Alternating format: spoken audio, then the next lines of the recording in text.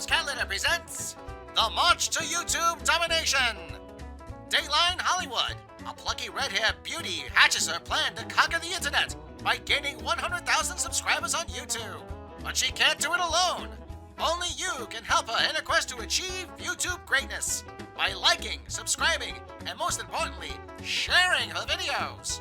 Remember, it's up to you to fight the evils of YouTube suppression and the evil corporations who want to keep you down by clicking the like button as we march our way to YouTube domination.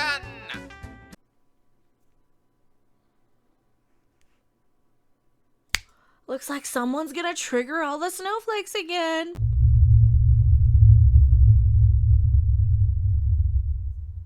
And that someone's probably me. I mean, Queen Snowflake herself. I get triggered by everything. Hello, everyone. I am Mecha Random 42, the one, the only, the original, your favorite YouTube consumer advocate, Harpy. You know that. That's why you're here. I was going to include this in another video, but no, this is a topic all of its own. And what is it today? I hope I have the right screen set up. Ah, yes. Good. One of them. Disney chief says ABC passed on incredibly well-written scripts that lacked diversity. You know, diversity, the diversitas. That's better. You gotta tokenize and marginalize people and group them all together and label them for what? Marketing purposes, for woke points, to appeal to a crowd of people that don't really exist. Who watches ABC? Older people over 50 watch TV with, you know, the hookups and satellite or cable or whatever they have. Older people usually do. Younger people, and I'm not saying that all or anything, and I'm not saying one's right or wrong, so please don't get upset by whatever I say here, even though I know people are going to. That's YouTube. That's the nature of YouTube. Most of the time, an older demographic is going to watch television and a younger demographic is going to stick to streaming. They're going to stick to mobile entertainment. They're going to stick to what they see on their cell phones. They're going to stick to TikTok and Twitter and YouTube and Instagram and short, compact, portable entertainment. And even myself, I have 3 monitors in front of me. What do I watch? I watch YouTube. I got a wall of DVDs in the other room. I just reorganized. I don't watch them anymore because I'm kind of in that in-between age where mainstream TV is getting like a little too old for me. It's something my mom would watch, and she's 70. And then the younger people stuff is a little too not for me either. It's not for me either. They're taking my franchises that I grew up with, like Star Trek and Star Wars, and turning them into whatever the crap they're turning them into just to, what? Go for the representation and diversity and things that were already representative, already diverse, things that people already liked. But no. So they're tokenizing and marginalizing people, and yeah. ABC announced a set of inclusion standards. All right. I grew up watching all sorts of television. Probably more television with people who didn't look like me than did. At all income levels. I think that was the important thing, was the income levels. People were smart enough back then to realize that the thing that really, really divided us was social standing, more so than anything back in the 80s anyway. Because everybody of every ethnicity could be poor, rich, whatever.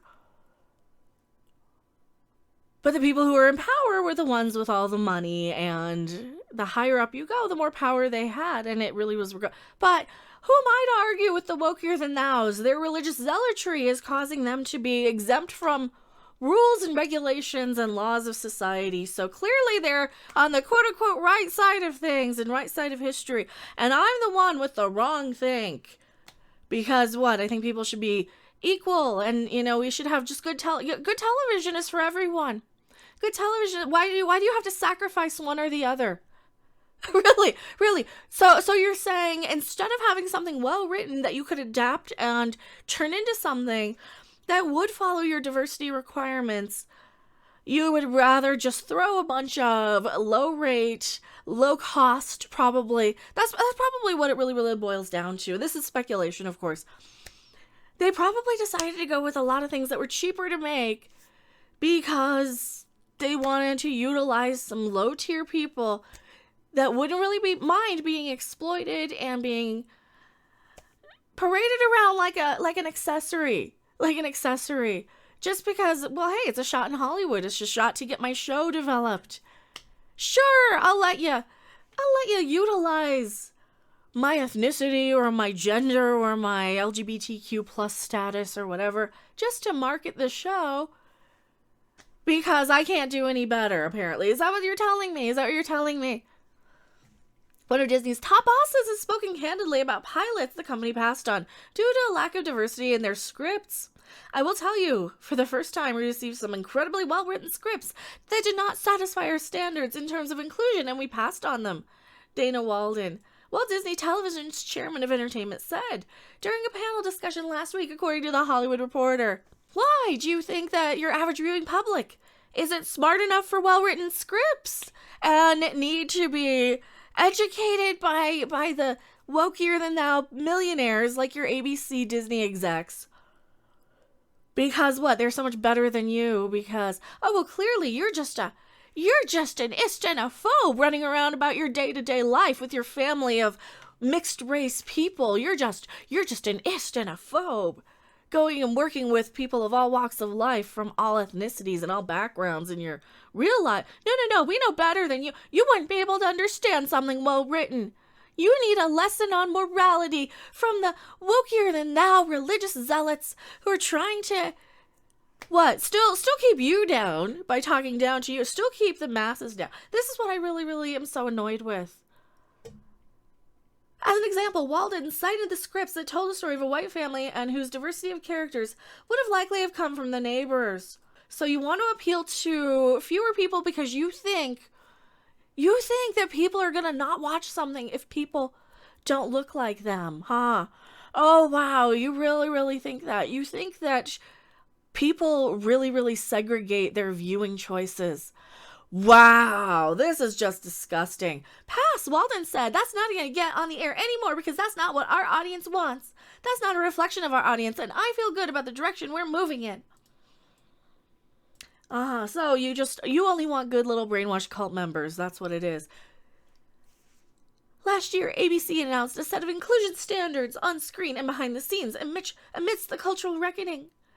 As THR reported, why can't it be THC? Smoke weed every Previously day. reported that TV programs had to fulfill at least 3 of 5 standards. All right, as an LGBTQ woman, please don't tokenize me. Please don't put me in something because I'm a checkbox. I'm not seeing myself on screen unless I'm literally physically in it as me, as myself. So you're just lying to your viewing audience, trying to gaslight and smokescreen and tell them that your crap is better because you know better. They're just, no, you want this. And if you don't want this, we'll just excommunicate you. You're just canceled out of society if you don't. And we'll call you an istenophobe and toxic this and that. And we've seen it all before. I've been doing this for years. And it started with Ghostbusters 20 crapping 16. No. Stop with the pandering crap. Diversity is a thing that actually happens. You can get around stuff by having non-specific things and having some casting directors who focus a little bit more on how good a performance is, and some people who are reading some scripts who can say, you know what, we can fiddle with this a little. We can fiddle and we can mess and we can fudge. And it's not going to help your ratings. Talking down to your viewing audience like this. It's not going to help anything. Making people aware of the fact that you just think you're too good for them. Oh, no. We'll tell you what you want.